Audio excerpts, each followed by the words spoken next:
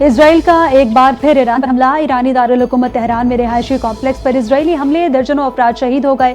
ایرانی سرکاری میڈیا کے مطابق اسرائیلی فضائی حملے تہران کے مصروف اور گنجان آباد علاقے میں ہوئے۔ ریسکیو ادارے موقع پر امدادی کارروائیوں میں مصروف ہیں۔ متعدد افراد کے ملبے تلے دبے رہنے کی بھی اطلاعات ہیں۔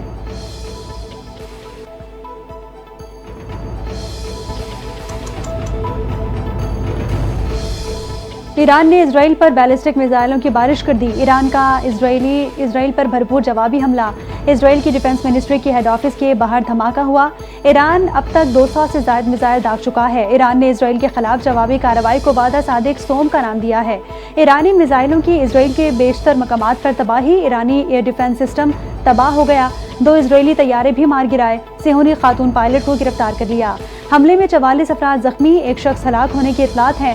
ایرانی میڈیا کا دعویٰ، تل ابیب میں حملوں کے بعد متعدد عمارتوں کو آگ لگ گئی۔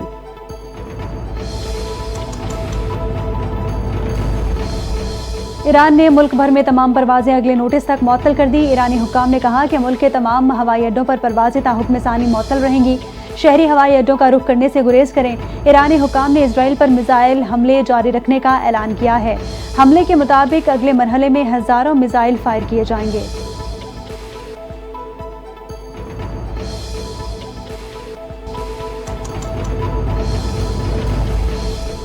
اسرائیل اور ایران کے درمیان حالیہ کشیدگی ایک نئے مرحلے میں داخل ہو چکی۔ اسرائیل کو بھاگنے نہیں دیں گے، مفلوج کر کے دم لیں گے۔ ایرانی سپریم لیڈر آیت اللہ خامنائی کا 2 ٹوک اعلان، کہا کہ اسرائیل کا جرم ناقابل معافی ہے۔ صہیونی دشمن پر کاری ضرب لگائی جائے گی۔ طاقت کی زبان کے سوا کسی اور زبان میں اسرائیل سے بات ممکن نہیں۔ اپنی دفاعی سرحدوں کی حفاظت کے لیے کوئی کسر نہیں چھوڑیں گے۔ آئندہ بھی بھرپور طاقت کے ساتھ جواب دیں گے۔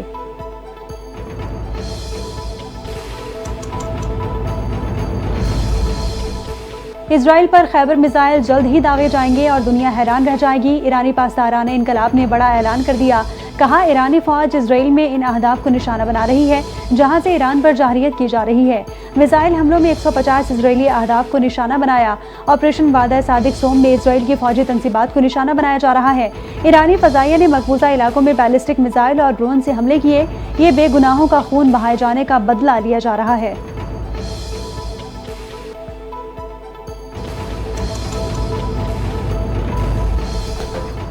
کوئی بھی ملک اسرائیل کی فوجی مدد کرتا ہے تو ایران اپنے حملوں میں شدت لے آئے گا۔ ایران نے اسرائیل کی مدد کرنے والے ممالک کو سخت وارننگ دے دی۔ سینئر ایرانی عہدیدار نے کہا کہ اسرائیل کی پشت پناہی کرنے والا ملک اپنے علاقائی فوجی اڈوں کو ایران کے جوابی حملوں کا ہدف بننے دیکھے گا۔ ایران کی سیکیورٹی اور خود مختاری اس کی سرخ لکیر ہے۔ کسی بیرونی مداخلت کی صورت میں ایران کی کارروائیاں مزید وسعت اختیار کریں گی۔ ایران اسرائیلی جنگ کے باعث امریکی صدر کے عالمی رہنمائی سے رابطے۔ امریکی صدر ڈونلڈ ٹرمپ اور سعودی ولی عہد کا رابطہ، دونوں رہنماؤں کا مشرق وسطی میں کشیدگی کم کرنے پر اتفاق ہوا۔ امیر قطر نے بھی امریکی صدر سے رابطہ کیا۔ مشرق وسطی میں جنگ رکوانے میں کردار ادا کرنے کا مطالبہ۔ فلسطینی اور قطری وزیر اعظم نے بھی سعودی عرب کی وزیر خارجہ سے ٹیلی فونک رابطہ کیا۔ مشرق وسطی کی بگڑتی صورتحال پر بات چیت بھی کی گئی۔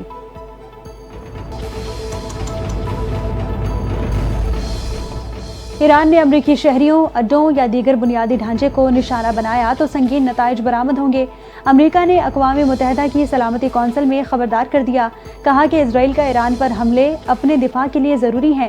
ایران کبھی بھی جوہری ہتھیار حاصل نہ کر سکے، اس کے لیے کوششیں جاری رکھیں گے۔ ایرانی قیادت کا اس وقت مذاکرات کرنا دانشمندانہ ہوگا۔ امریکہ کو اسرائیلی حملوں کی اطلاع دینے سے پہلے دی گئی تھی، لیکن امریکہ حملوں میں ملوث نہیں۔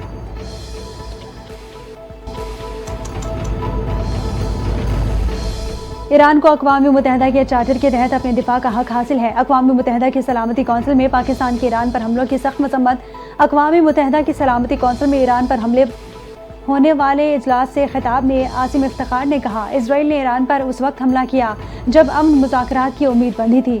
حملہ نہ صرف ایران کی خود مختاری کی خلاف ورزی ہے بلکہ عالمی سفارتکاری کی توہین بھی ہے۔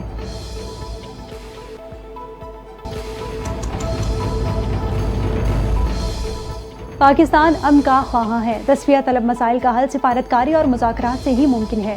پاکستانی سفارتی وفد کے سربراہ بلاول بھٹو کی برسلز میں پریس کانفرنس، کہا مسئلہ کشمیر اور دہشت گردی کا کوئی فوجی حل نہیں ہے۔ بھارت پانی کو بطور ہتھیار استعمال کر رہا ہے۔ 2 ایٹمی طاقتیں ہونے کے باعث پاک بھارت کشیدگی تیزی سے بڑھی۔ بھارت نے پہلگام واقعے پر شفاف تحقیقات کی۔ پاکستانی پیشکش کو مسترد کیا گیا۔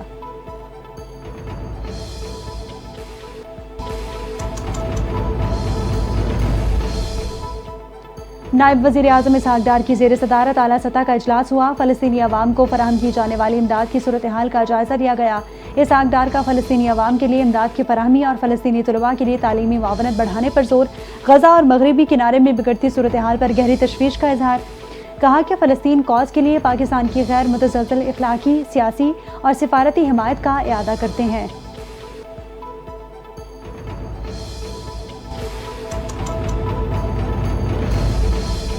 صہیونیت پوری اسلامی دنیا کی دشمن ہے۔ کل ہمارے ہمسایہ ملک پر حملہ ہو گیا۔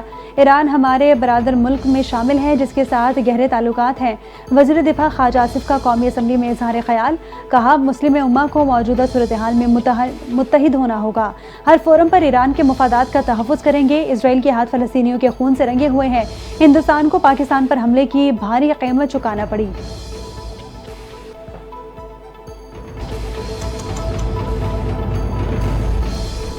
گزشتہ سال خیبر پختونخوا پر معاشی دباؤ بہت زیادہ تھا۔ وفاقی حکومت کی جانب سے ٹیکس وصولیوں میں کمی کی وجہ سے صوبے کو 90 ارب روپے کم ملے۔ خیبر پختونخوا کے مشیر خزانہ مزمل اسلم کی پوسٹ بجٹ پریس کانفرنس۔ کہا خیبر پختونخوا کا سالانہ ترقیاتی بجٹ 153 ارب روپے تک بڑھا دیا گیا۔ اگلے مالی سال میں 810 ترقیاتی منصوبے شامل کیے گئے جن کی مجموعی لاگت 500 ارب روپے سے زائد ہے۔ نئے مالی سال میں کوئی نیا قرضہ نہیں لیا جا رہا۔